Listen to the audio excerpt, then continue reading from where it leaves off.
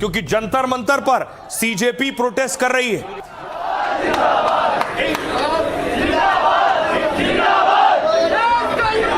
जो लोग यहां नहीं आएंगे वो अपने अपने डिस्ट्रिक्ट में एक जंतर मंतर बना लें।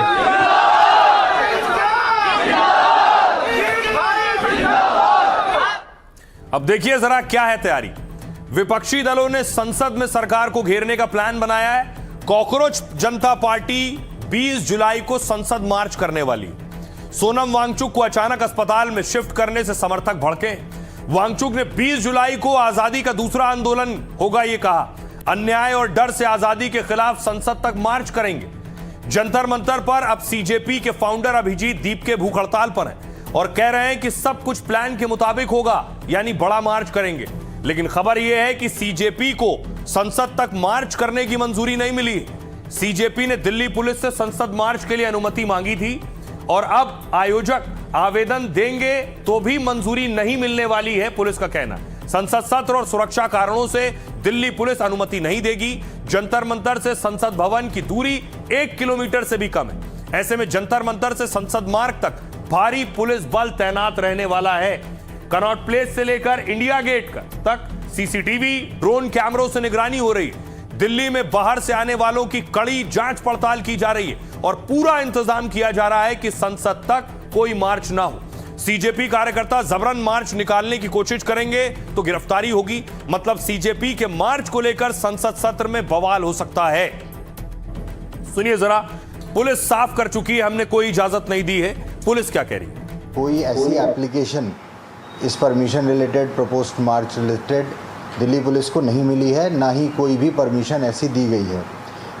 ये बताना ज़रूरी है कि पूरी नई दिल्ली ज़िले में धारा 163 भारतीय नागरिक सुरक्षा संहिता की लागू है, जिसके तहत 5 या 5 से ज़्यादा लोगों का इकट्ठा होना, कोई प्रोटेस्ट मार्च, कोई प्रोसेशन और इस टाइप की चीज़ें यहाँ पे अलाउड नहीं है, एक्सेप्ट फॉर जो डेजिग्नेटेड प्रोटेस्ट साइट है जंतर मंतर, वो भी परमिशन के साथ। कुछ बीजेपी में जो लोग हैं वो भी इस रवैये से खुश नहीं है। मैं तो बार बार इसलिए कल भी मैं अपील करके आया हूँ कि अनशन तोड़ो, अलग रास्ता अख्तियार करो, क्योंकि अनशन तब काम करता है ना जब सत्ता के अंदर संवेदना थोड़ी भी हो।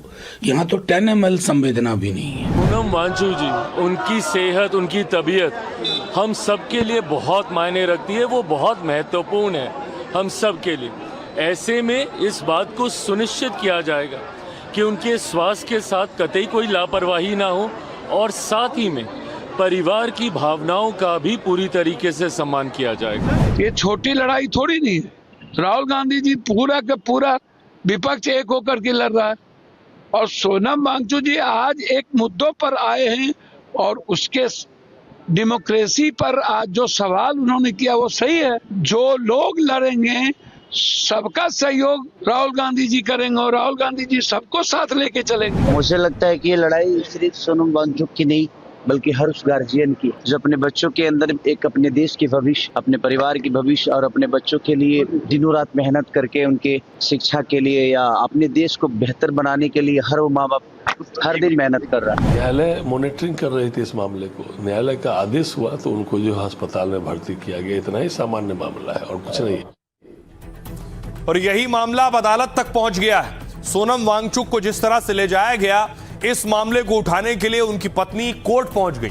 आज इस मामले में भी सुनवाई हुई। हाईकोर्ट पहुंची थी सोनम वांगचुक की पत्नी।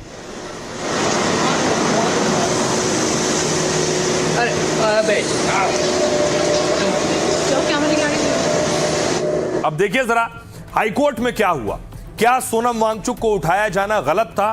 देखिए कोर्ट क्या कह रहा है इस पर। सोनम वांगचुक निजी अस्पताल में शिफ्ट नहीं होंगे, सफदरजंग अस्पताल में ही उनका इलाज जारी रहेगा। सोनम वांगचुक की पत्नी ने कोर्ट में याचिका दी थी और उन्हें निजी अस्पताल में शिफ्ट करने की मांग की थी, लेकिन दिल्ली हाईकोर्ट ने फिलहाल राहत देने से इनकार कर दिया और उन्हें अस्पताल ले जाने के सरकार के फैसले को सही माना है। कोर्ट ने कहा सरकार की कार्रवाई को मनमाना नहीं कहा जा सकता। सोनम वांगचुक को वही दवाएं दी जा रही हैं जिसमें उनकी रजामंदी है। अदालत ने कहा डॉक्टर सभी मेडिकल फैसले उनकी सहमति से ही लेंगे। साथ ही एम्स के डॉक्टर भी सोनम वांगचुक की सेहत की निगरानी करेंगे।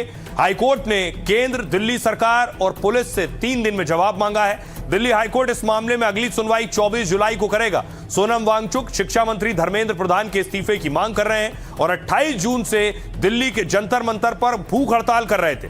उनका वजन 9 किलो घट गया था और उनकी सेहत बिगड़ती जा रही थी। डॉक्टरों ने तो यह तक कह दिया कि कई अंगों को भारी नुकसान हो सकता है। इसके बाद दिल्ली पुलिस वांगचुक को जंतर मंतर से उठाकर ले गई और खराब सेहत को देखते हुए सफदरजंग अस्पताल में भर्ती कराया गया।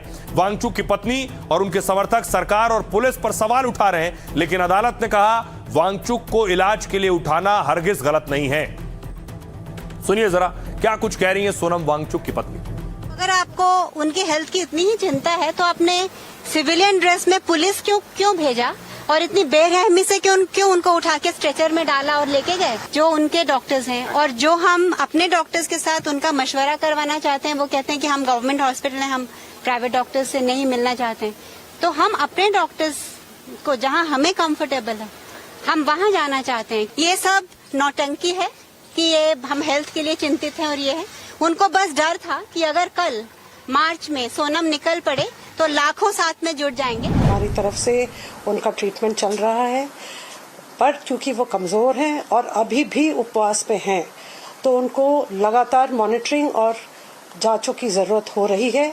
इसलिए हमारी जो कंबाइंड टीम है ऑल इंडिया इंस्टीट्यूट की और हमारी, हम सब की सहमति यही है कि वे भर्ती रहे, क्योंकि उनको कंटिन्यूअस मॉनिटरिंग की जरूरत है, क्योंकि इनके ब्लड पैरामीटर्स अभी भी फुल्ली नॉर्मल नहीं है। की फैमिली ने क्लियरली बोला है और सुपरिटेंडेंट ने भी बोला, वो जाई थी, कि उन्होंने कहा वे बार बार कहते हैं कि हमको आपके हॉस्पिटल पे ट्रस्ट नहीं है, हमको सरकार पे ट्रस्ट नहीं है। सपोज सरकारी व्यवस्था पे उनको ट्रस्ट नहीं है और वो इंडिया की one of the famous and one of the best hospital Vedanta जाना चाहते हैं और वेदांता से इन्होंने बात कर ली है, तो इनको रोका क्यों जा रहा है?